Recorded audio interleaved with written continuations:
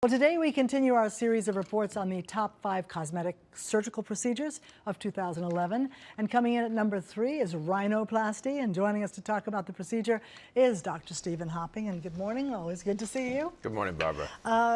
Nose jobs. That's the other name for rhinoplasty. Nose jobs. They are one of the most popular procedures. Among which Number group? 3 last year after breast augmentation and liposuction. And who's getting it done? Men and women, people from 18 to 80. Rhinoplasty has always been a popular procedure. We're looking at this is a good example of a dramatic young girl probably inherited her father's nose and just doesn't fit her face. So with some conservative changes, she's going to have a lot more confidence. Hopefully she'll breathe better, and certainly it looks better. And so we see the guys have the same situation. And even situation? men, you know, this may have been a traumatic nose, car accident, basketball injury.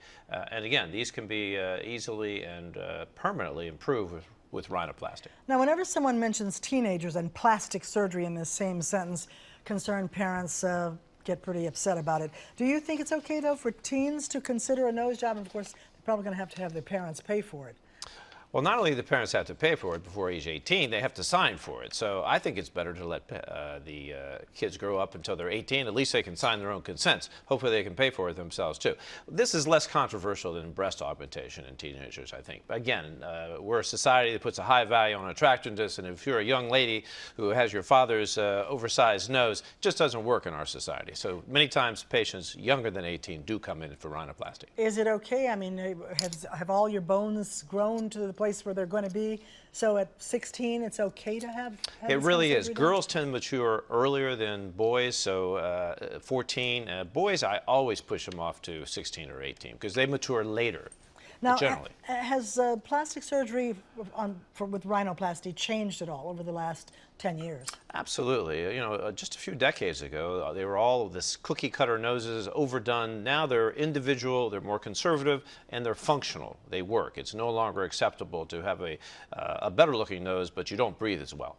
So I think a lot of you have computer imaging where you can show a person what a different nose can somebody just go in and say, okay, I want my nose to look like Sandra Bullock's nose? Well, they can bring these pictures in, but the computer is great because patients can see what the surgeon have in their mind in terms of the final result. Plus, they can give input as to, you know, I like this, I don't like this. So it's a powerful tool for rhinoplasty planning.